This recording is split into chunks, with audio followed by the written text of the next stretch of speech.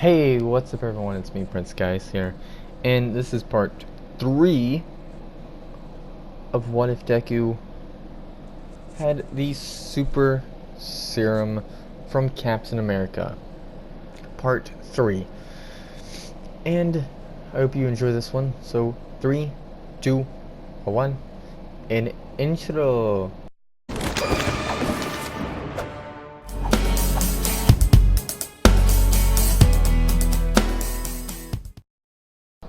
Sorry, I really wanted to do that. Honestly wanted to do that for the fun of it.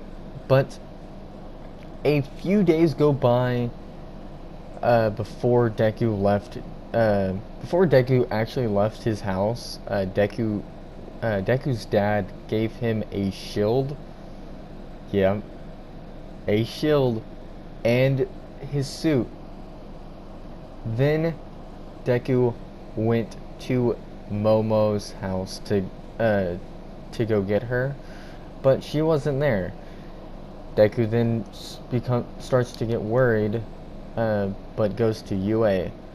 When he gets there, gets to UA in the Hero Course 1A to his classroom, he sees Momo and goes to her, asking her how she's got here, and Momo tells him that her father took her to school today. Deku stops getting worried about her, and Aizawa walks in the classroom and tells them to go outside for another test, and if whoever fails is going to be expelled. When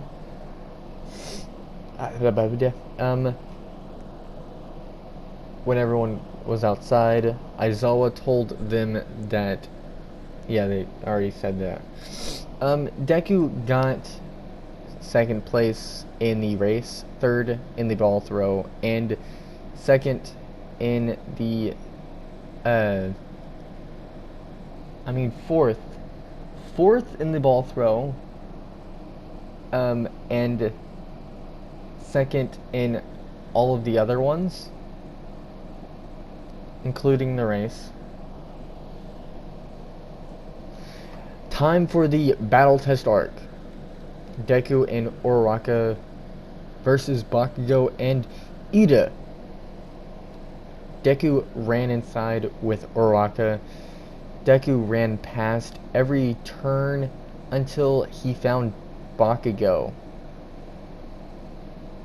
And Bakugo attacked Deku, but Deku dodged every explosion that Bakugo was throwing. While Bakugo was doing that, Deku tells Uraraka to find the bomb. He got this. Deku then blocks the next explosion with his shield, and the next explosion, Deku grabs Bakugo's arm and tosses him over his shoulder, throwing him on the ground and ties him up. And then Deku runs to the bomb. When Deku got there, Ito was fighting Uraraka, and Uraraka was having trouble, so Deku throws his shield while Ida was running at Uraraka, making Ida trip, and Ida looks at Deku and tells him that that the next throw he is going to the next throw of the shield is going to be a miss, but Deku runs over there and jumps on a pillar and throws the shield again, and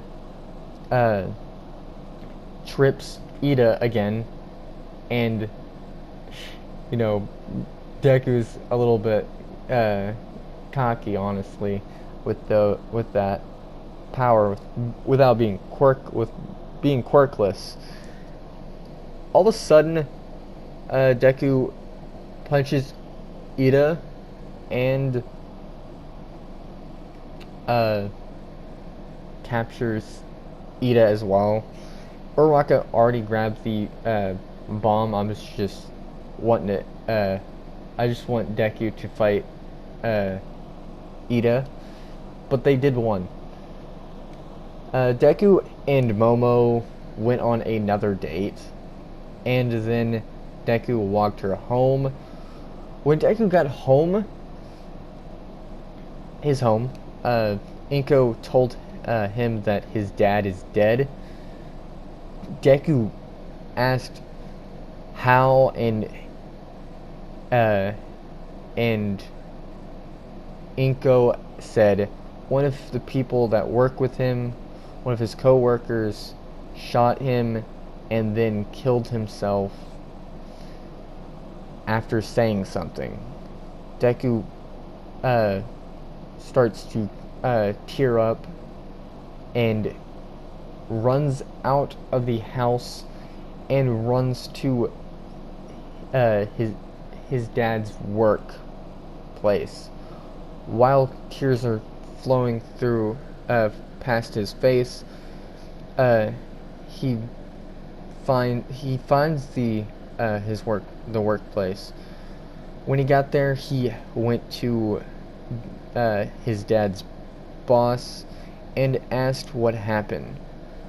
The boss told him everything that happened, and told him that what the person said before he died. He said, "Hell Hydra." Yeah, I'm putting Hydra in this. Deku wants to find out who this so-called Hydra is. The boss told Deku that he's sorry about his father, and then told him about all about Hydra.